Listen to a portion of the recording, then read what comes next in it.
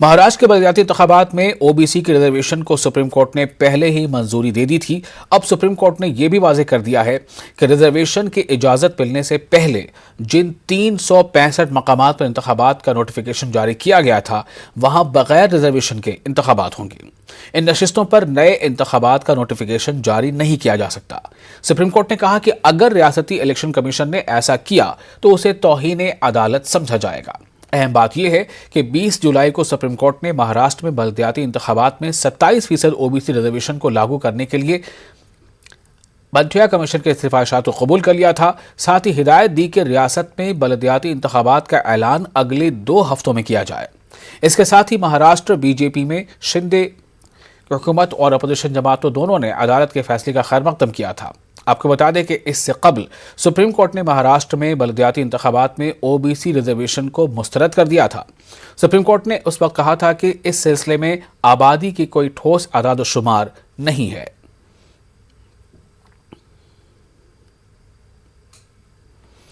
और इस बारे में ज्यादा जानकारी के लिए अपने नुमाइंदे सुशील पांडे से बातचीत करेंगे। सुशील, 2 तरह की बात सामने आ रही है, रिजर्वेशन है या रिजर्वेशन नहीं है, और क्या ये नोटिफिकेशन फिर से जारी नहीं किया जा सकता। मैं चाहूँगा कि आज जो कोर्ट का फैसला है उसे थोड़ा आप तफसील से हमारे नाजरीन को बताएं। देखिए, सुप्रीम कोर्ट के सामने ये मामला था जो आरक्षण का नया मुद्दा लागू किया गया है। उसमें ट्रिपल टेस्ट के नए आधार पर जो निकाय चुनाव हैं उनमें शामिल किया जाए। कई राज्यों में जब चुनाव हो रहे थे उस समय ये मामला सुप्रीम कोर्ट पहुंचा। सबसे पहले महाराष्ट्र सरकार के द्वारा ये याचिका दाखिल की गई थी और ये कहा गया था कि जो निकाय चुनाव है वो करवाना बेहद आवश्यक है, लेकिन जो केंद्र सरकार के द्वारा नया जनगणना करवाना है और जो ट्रिपल टेस्ट की जो प्रक्रिया पूरी करनी है, जिसमें नई जातियों को जोड़ा जाना है, उस प्रक्रिया को पूरा करने में अभी समय लगेगा। लिहाजा चुनाव की प्रक्रिया जो है उसको बढ़ाई जाए।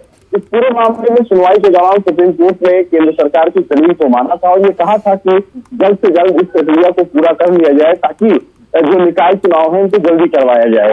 इसके बाद सुप्रीम कोर्ट में कई राज्य पहुंच गए, जिसमें मध्य प्रदेश भी पहुंच गया था, राजस्थान भी पहुंच गया था। ऐसे में सुप्रीम कोर्ट ने इन तमाम राज्यों की याचिका सुनवाई की तो उस सुनवाई के दौरान सुप्रीम कोर्ट ने यह स्पष्ट किया कि अगर केंद्र सरकार के द्वारा ट्रिपल टेस्ट की जो प्रक्रिया है, सरकार तमाम जो जनादेश है यानी कि जो जनगणना की प्रक्रिया है, अगर वो पूरा नहीं करता है तो बिना उसके जो चुनाव की प्रक्रिया है वो आगे नहीं। मध्य प्रदेश की तरफ से जब इस पूरे मामले में सुनवाई हुई तो उन्होंने कहा कि जनगणना की जो प्रक्रिया है और ट्रिपल टेस्ट की जो प्रक्रिया है वो पूरी कर ली गई है, लिहाजा मध्य प्रदेश में चुनाव कराने को हरी झंडी दे दी गई थी। सुप्रीम कोर्ट के समक्ष महाराष्ट्र के मामले में यही प्रक्रिया सामने आई, लेकिन जब महाराष्ट्र में निकाय चुनाव होने थे तो अधिसूचना इलेक्शन कमीशन के द्वारा जारी कर दिया गया था, जिसमें 365 सीटों को लेकर अधिसूचना जारी कर दी गई थी। उसके बाद जब सुप्रीम कोर्ट इस मामले को सुनवाई के लिए आया तो ये कहा गया कि वहां पर अभी ट्रिपल टेस्ट की प्रक्रिया और साथ ही साथ जो जनगणना करने की प्रक्रिया है वो पूरी नहीं हुई है। इस पर सुप्रीम कोर्ट ने खासा नाराजगी जताई और ये कहा कि जब इलेक्शन कमीशन के द्वारा इस पूरी प्रक्रिया को पूरा नहीं किया गया है और अधिसूचना जारी कर दी गई है तो उन तमाम जगहों पर चुनाव करवाया जाएगा। अब उन तमाम जगहों पर जो प्रक्रिया है चुनाव की वो पूरी हो गई है, लिहाजा उन तमाम अधिसूचना को रद्द नहीं किया जाएगा। नई जो सीटें हैं वहां पर जो अधिसूचना जारी की जाएगी चुनाव आयोग में, उसमें फिलहाल जो नए नियम हैं उनको लागू किया जाएगा। इस पर यह कहा गया कि अगर तमाम जो 365 सीटें हैं, अगर जनगणना के आधार पर वहां चुनाव नहीं होता है तो जो सामान्य सीटें हैं वो ओबीसी में कन्वर्ट हो जाएंगी। अब समस्या सबसे महत्वपूर्ण महाराष्ट्र के सामने ये आई कि अगर नई सीटों पर चुनाव करवाया जाएगा और वो नई अधिसूचना के आधार पर चुनाव होगा तो आने वाले समय में महाराष्ट्र में क्लैश हो सकता है। इस पर सुप्रीम कोर्ट ने कहा कि ये फिलहाल चुनाव आयोग का काम है और अगर अब इस पूरी प्रक्रिया को लेकर चुनाव आयोग आगे बढ़ गया है तो उसी आधार पर चुनाव होगा। हालांकि महाराष्ट्र को किसी भी प्रकार से राहत नहीं दी गई है, यानी कि जो अब 365 सीटें अधिसूचित की गई हैं चुनाव आयोग के द्वारा नगर निकाय चुनाव को लेकर, अब वो पुराने आधार पर ही चुनाव होगा। सुप्रीम कोर्ट ने ये भी हिदायत दी है चुनाव आयोग को कि अगर नए नियम के आधार पर इन पुराने सीटों पर चुनाव आयोग करवाता है तो उसके खिलाफ अवमानना की कार्रवाई मानी जाएगी और चुनाव आयोग को सुप्रीम कोर्ट तलब करेगा। जी बहुत शुक्रिया सुशील, इस तमाम जानकारी के लिए बहुत ही तफसील के साथ। तो हमारे नुमाइंदे सुशील पांडे ने बताया कि क्या दरअसल कोर्ट का फैसला है और इस फैसले के तहत किस तरह से इंतखाबात होने हैं। अब आगे बढ़ते हैं अगली खबर की तरफ। महाराष्ट्र के वजीर आला एकनाथ शिंदे ने इस बात का इयादा किया कि काबीना में तोसी जल्द होगी। साथ ही उन्होंने निशानदेही की कि हुकूमत ने इक़्तिदार में आने के बाद से ही अवाम की फलाह बहबूद के लिए कई फैसले किए हैं। संजय रावत के इस दावे को मुस्तरद करते हुए उन्होंने कहा है कि हुकूमत अपने ही झगड़े और तजादात के बोझ से गिर जाएगी। एकनाथ शिंदे ने कहा कि काबीना में तोसी जल्द ही होगी, लेकिन मैं आपको बताऊंगा कि डिप्टी सीएम देवेंद्र फडणवीस और मैंने रियासत का चार्ज संभालने के बाद हमने किसानों के लिए बड़े फैसले लिए। हमने पेट्रोल और डीजल की कीमतों को कम करने का फैसला किया, खुश्क साली के शिकार इलाकों में पानी भेजी और कल की काबीना के इजलास में भी हमने कई अहम फैसले लिए हैं, ऐसा एकनाथ शिंदे ने कहा।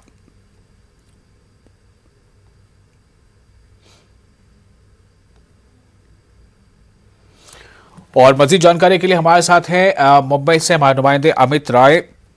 अमित जी, सबसे बड़ा सवाल इसी बात को लेकर है कि अगर सब कुछ ठीक ठाक है, तालमेल बिल्कुल बेहतर है, कोई कंफ्यूजन नहीं है, तो आखिर इस कैबिनेट का एक्सपेंशन क्यों नहीं हो रहा है? इस कैबिनेट तो अभी दो ही लोग हैं, एक एकनाथ शिंदे, दूसरे देवेंद्र फडणवीस।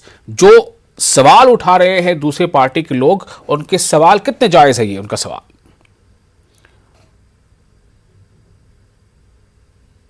का मंत्रिमंडल में होना जरूरी है, जो संविधान का नियम कहता है।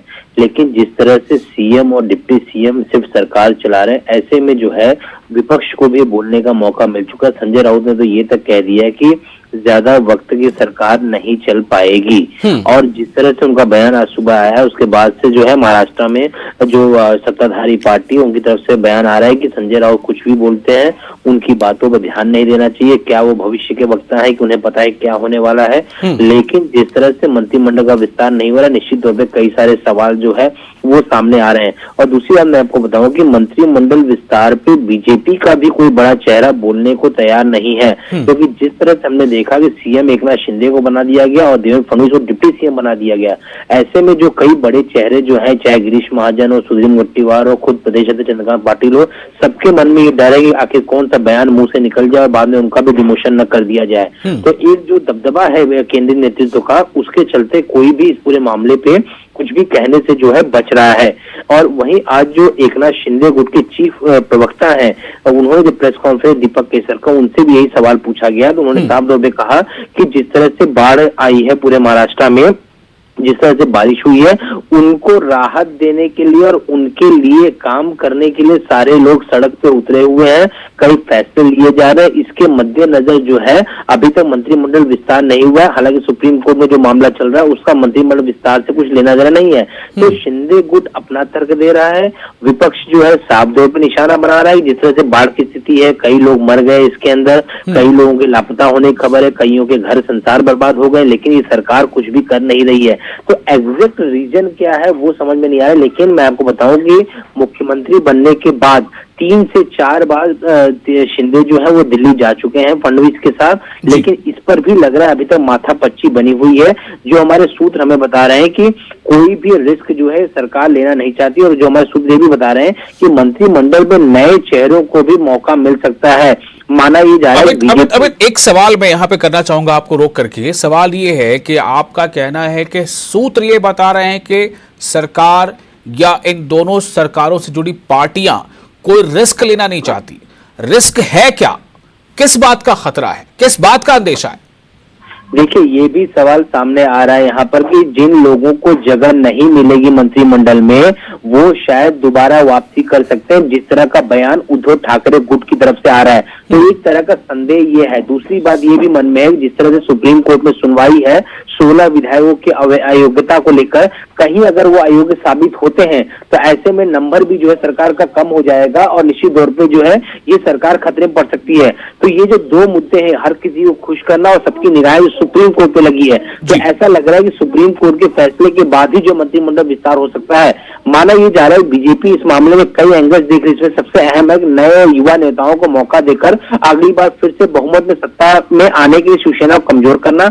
इस कारण बहुत संभव है कि नई सरकार के मंत्रिमंडल में कई चेहरे हो ही सकते हैं जो संभव माने जा रहे हैं। हालांकि जिस तरह से राष्ट्रपति का चुनाव हुआ, उपराष्ट्रपति पे नाम सामने आया, केंद्रीय मंत्रिमंडल के नामों पर, खासकर गुजरात के पूरे मंत्रिमंडल के मामले में बीजेपी का केंद्रीय नेतृत्व जिस तरह से हर बार सभी प्रयासों खारिज करता रहा है और एक नया समीकरण देखने मिलता है। यानी नरेंद्र मोदी एक नए खुलासे के तौर पे ही जाने जाते हैं कि अगर नाम किसी और का मीडिया में चलता है तब तक नाम किसी और का सामने आ जाता है। तो इस तरह की चीजों को लेकर जो है कोई भी महाराष्ट्र का नेता बोलने को तैयार नहीं है। लेकिन जिस तरह से सुप्रीम कोर्ट पे सबकी निगाहें टिकी हुई हैं, और दूसरा मैं आपको बताऊं कि ये एक डर भी है कि कहीं न कहीं जो लोग जिस मंशा से यहाँ आए, भले वो ये कह रहे हैं कि कांग्रेस एनसीपी सरकार में हमारी बातें सुनी नहीं जा रही थी, कांग्रेस एनसीपी शिवसेना को बर्बाद कर रही थी, हमें प्रॉपर फंड जो है काम के विकास के कार्यों के नहीं मिल रहा था, लेकिन वो लोग जो है मंत्रिमंडल में जगह न मिलने पर नाराज भी हो सकते हैं। तो इस नाराजगी को जो है, और जिस तरह सुप्रीम कोर्ट में 16 विधायकों अयोग्यता का मामला है, इन दोनों ही बातों को लेकर जो है किसी प्रकार का रिस्क जो है बीजेपी नहीं लेना चाहती। शायद इसीलिए जो है ये मंत्रिमंडल की तारीख पे तारीख निकलकर सामने आ रही है। बिल्कुल, बहुत शुक्रिया आपका अमित तमाम जानकारी के लिए। तो सबसे बड़ा सवाल इन तमाम दावों और बयानों के बीच यही है कि आखिर महाराष्ट्र सरकार की जो कैबिनेट है, जिसमें सिर्फ अभी दो चेहरे हैं, एक सीएम और दूसरा डिप्टी सीएम, आखिर इस कैबिनेट का एक्सपेंशन कब होगा। आगे बढ़ते हैं। नेशनल हेराल्ड मामले में पहले राहुल गांधी और अब सोनिया गांधी के खिलाफ ईडी की कार्रवाई पर कांग्रेस पार्टी सरापा एहतजाज है। संसद से सड़क तक ये लड़ाई लड़ी जा रही है। इस हवाले से साबिक वजीर डीपी सावंत ने नांदेड़ में मुनक्किदा एहतजाजी धरने में इजहार ख्याल किया है। कांग्रेस पार्टी की मकामी यूनिट की जानिब से महात्मा गांधी मुजस्मे के रूबरू एहतजाजी धरना दिया गया और धरने में कांग्रेस के मकामी अहदेदारान के अलावा कसीर तादाद में पार्टी कारकुनान मौजूद थे। काँग्रेसच्या मोठ्या नेत्यांना बदनाम करण्यासाठी त्यांनी परत ईडीचं अस्त्र उगारलंय आणि गेल्या 8 दिवसांमध्ये आमचे नेते खासदार राहुलजी गांधी आणि सोनियाजी गांधी आमच्या नेत्या, वयोवृद्ध नेता, वय वर्ष 75 आहे, त्यांना तासनतास ईडी ऑफिसला बोलवून ज्या पद्धतीने त्यांची हॅरसमेंट चालली आहे, मानसिक शारीरिक सगळ्या प्रकारची हॅरसमेंट या पद्धतीने चालू आहे।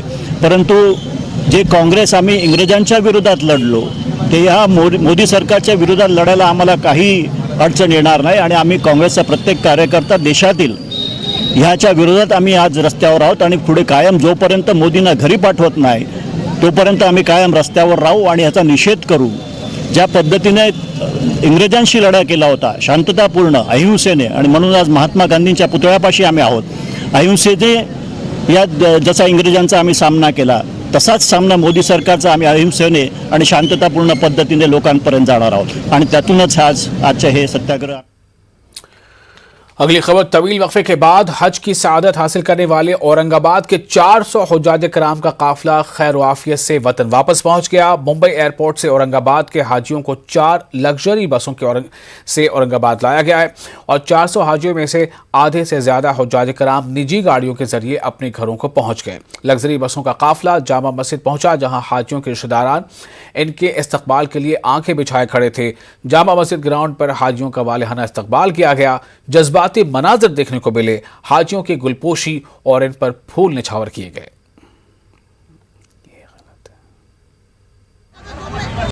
बहुत अच्छा सफ़र रहा है। सबसे पहले तो मैं तमाम हज कमेटी औरंगाबाद वालों का शुक्रिया अदा करता हूं कि हमारा सबसे पहले इन्होंने ताउन किया है और यहां से लेके सऊदी अरब तक के हज, मक्के और मदीना तक के इन्होंने हमारा मदद की है और यही वजह से हम बहुत आसानी से हमारे सारे अरकान हुए हैं। और मैं आने वाले हाजी साहिबान को भी यही कहता हूँ कि इंशाल्लाह उनका भी नंबर लगे। हर ख्वाहिश रखने वाले की जल्द से जल्द अल्लाह ताला उनकी जायज़ तमन्नाओं को कबूल करे। अल्हम्दुलिल्लाह आज का सफ़र अच्छा था, इंतज़ामिया में भी बहुत अच्छा था ये बारी। 5 दिन जो मीना के थे वहाँ पे बस सर्विसेज वगैरह अच्छी थी, खाने का इंतज़ाम भी बहुत अच्छा था, बढ़िया था। और इंडिया के वास्ते मेट्रो का इंतज़ाम था इंडियन हाजियों के लिए, तो मेट्रो के खेमे भी नज़दीक थे अल्हम्दुलिल्लाह, मुज़दलिफ़ा में और अरफात मैदान में। अल्हम्दुलिल्लाह इंतज़ाम बहुत अच्छे थे। हज कमेटी ने जो अरेंजमेंट किया था वो बहुत काबिले दीद और काबिले तहसीन है, वो अरेंजमेंट हज कमेटी का। माशाल्लाह मीना, मुज़दलिफ़ा और जमरात में भी बहुत सहूलत रही, क्योंकि 10 लाख हाजी थे, इससे पहले 50-60 लाख रहते थे, तो एक शख्स के लिए जो 2 की कैपेसिटी थी वो 1 को मिली। तो माशाल्लाह खाने वगैरह का भी इंतज़ाम बहुत अच्छा था। मीना में, मुज़दलिफ़ा में वो 5 दिन जो है तो गवर्नमेंट ऑफ सऊदी की तरफ से खाना प्रोवाइड किया गया, कुछ हज कमेटी की जानिब से मिला, और मक्का मुअज़्ज़मा में भी रूम अच्छे कुशादा थे, टॉयलेट बाथ का भी बहुत अच्छा अरेंजमेंट था। वापसी का भी अल्हम्दुलिल्लाह बहुत अच्छा हुआ। हमारा जद्दा पे हमारी एंट्री हुई और मदीना से हमारी वापसी हुई, और वहाँ मदीना में भी हमारा अल्हम्दुलिल्लाह सब 10 दिन अच्छे से गुजरे, और वहाँ के भी एयरपोर्ट ने हमको बहुत सहूलत के साथ, आसानी के साथ हमको एयरपोर्ट ने भी बहुत हमारा सपोर्ट किया है। और फिर वहाँ पर मदीना से बम्बई एयरपोर्ट आने के बाद भी वहाँ पे हाजी अब प्लेन से उतरते ही हमारे कदम कदम पे हमारे लिए खिदमत के लिए तैयार थे।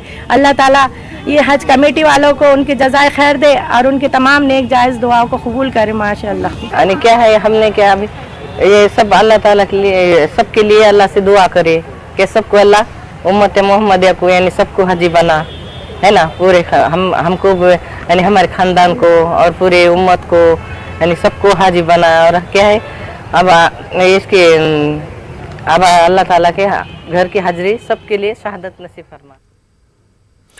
मुंब्रा में शहर की अहम शाहराह के किनारे कचरा डंपिंग किए जाने के खिलाफ मजलिस इत्तेहादुल मुस्लिमीन ने एहतजाजी धरना दिया, जिस पर इनके कारकुनान को पुलिस ने हिरासत में ले लिया। लेकिन एमआईएम की जानिब से एहतजाज के बाद यहां से फौरी तौर पर कचरा उठाकर सफाई करा दी गई। किसको अभी तकलीफ हो रही होगी, जिसने कचरा बिछाने का कमीशन खाया होगा प्राइवेट निजी कंपनियों से, उसको तकलीफ हो रही होगी। अब वो इनको आगे खड़ा हुआ है कि इनको हटाओ करके। तो मेरी आवाम से अपील है कि आप हमारा साथ दे, इस मामले में नीचे उतर गया है, नहीं तो आपको गंदगी में आज ये शहर के बीच रास्ते पे कल आपके घरों के नीचे होगा कचरा और कोई बोलने वाला नहीं होगा। अगर हम धरना प्रदर्शन करते तो मैं वापस से बोल रहा हूँ कि हम लोगों का फंडामेंटल राइट्स है, आप हमारा राइट्स हमसे नहीं छीन सकते हो, आप हमको गिरफ्तार करने की बात नहीं कर सकते हो, हमको किसी की परमिशन की जरूरत नहीं। इतने दिन से यहाँ हो रहा था, हम इतने 7 दिन पहले आपको हमने इंटीमेट किया था पुलिस विभाग को कि हम लोग इसके खिलाफ अगर नहीं होगा 27 तक तो बैठेंगे। एटीएस महाराष्ट्र की टीम ने नांदेड़ की मकामी अदालत में दिलप्रीत सिंह नामी एक ऐसे मुलजिम को पेश किया है जिसने 2016 में नांदेड़ में एक कत्ल की संगीन वारदात अंजाम दिया था और इस वक्त से वो फरार हो चुका था। पुलिस को इसकी तलाश थी। आखिरकार ये मुलजिम पंजाब पुलिस के हाथों गिरफ्तार हुआ। पंजाब की भटिंडा की जेल से नांदेड़ पुलिस ने अपने हिरासत में लेकर इसे नांदेड़ की मकामी अदालत में पेश किया है। अदालत से इन्हें 4 दिनों की पुलिस तहवील में रवाना किया गया है। बताया जा रहा है कि यह मुलजिम मोस्ट वांटेड मुलजिम हरविंदर सिंह रंदा का करीबी साथी है, जो इन दोनों मुल्क से बाहर पाकिस्तान में पनाह लिए हुए हैं और वहां से वो अपने साथियों की मदद से दहशतगर्दाना कार्रवाइयां अंजाम दे रहा है। दिलप्रीत सिंह पर इल्जाम है कि इसने नांदेड़ में सन 2016 में बाफना टी पॉइंट के मकाम पर सतविंदर सिंह उर्फ सत्ता चरण सिंह सिंधु और उस नौजवान का कत्ल किया गया था।